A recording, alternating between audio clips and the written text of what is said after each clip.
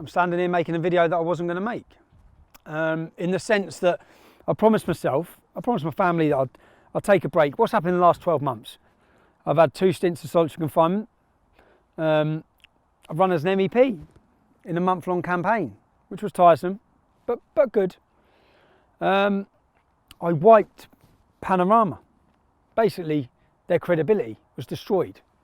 We finished John Sweeney. The reason I'm making this video is because John Sweeney's trying to make some sort of comeback. But first of all, before we get onto that, just a thank you from me for giving me the time. I will be back with a bang. I've just come out of custody and I promised that I'd give some stability to my wife and my children. I'm spending time with them, but I will be back. But I couldn't watch this little video from John Sweeney. I couldn't watch it without commenting. So I've come to make a comment, and to everyone else, you'll be hearing from me very soon. Let's get on to John Sweeney's video. The other day on Twitter, I called Tommy Robinson a complete cunt. Now, on reflection, I think I got that wrong, and I'd like to apologise to Tommy Robinson and his supporters. I thought he was going to be the bigger man and just apologise, realising he'd been found out with our undercover footage. But then I continued to watch his video. Now, remember, when we exposed him, we had him on camera saying, "We can clip that bit, we can clip that bit, we can clip that bit." And, true to fashion, he does exactly the same again. But watch this. German people for too long have lived in the guilt of Adolf Hitler.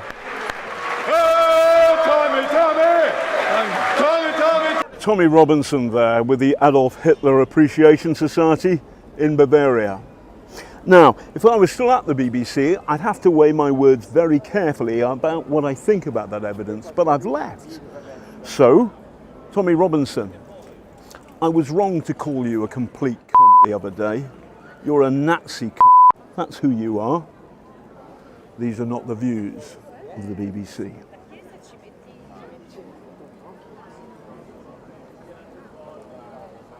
When I say exactly the same, I mean cut and edit to push a false narrative.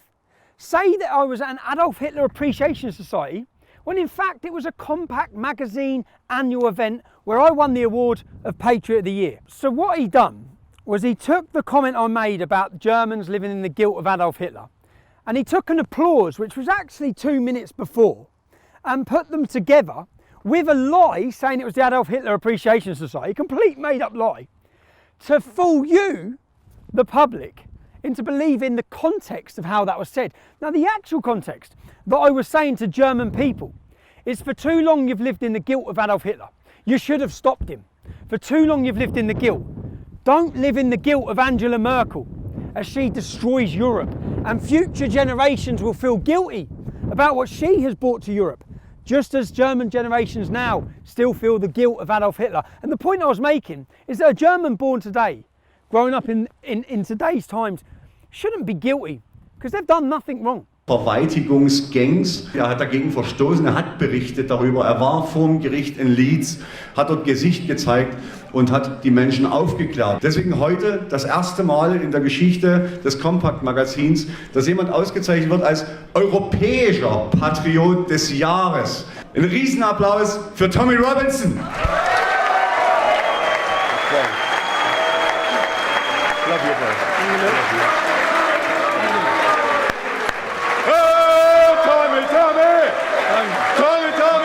Tommy Robinson. Look around you. Feel your strength. You are part of a tidal wave of patriotism that is sweeping across Europe.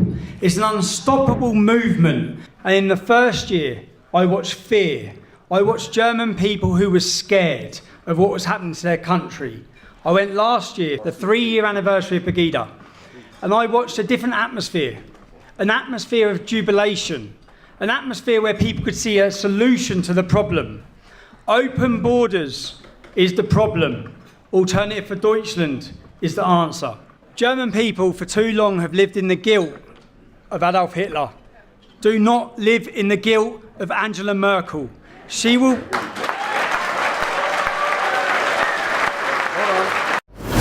Don't live in the guilt. That's the context of what I was making. And he pushed that lie. And in his video, he pushed that lie. And all the blue tick brigade, The globalist, corporate media, all the journalists spread it without any context. So John, well done for living up true to your name, mate, as a fraud. John, you got the biggest expose ever seen on the BBC on you last year. I know you've walked, you should have listened to what I said when I told you. John, you'll finish your career. You finish your career. You think so? I know. Now John, anyone can do what you've done. That's not hard, but it spreads lies. Anyone can do it. Have you got anti-Semitic now, John? About Adolf Hitler being a Zionist. About Adolf Hitler being a Zionist. About Adolf Hitler being a Zionist. In our previous footage that we got on you, undercover footage, you just come across as a drunk old man. What is it with you and drink? In the finishing of your latest video, you look like a psychopath. These are not the views of the BBC.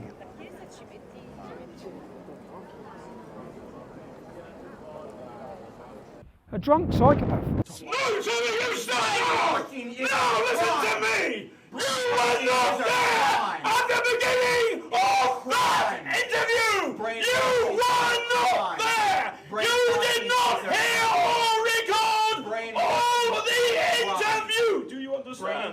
I think it's time you took a look at yourself in the mirror, John.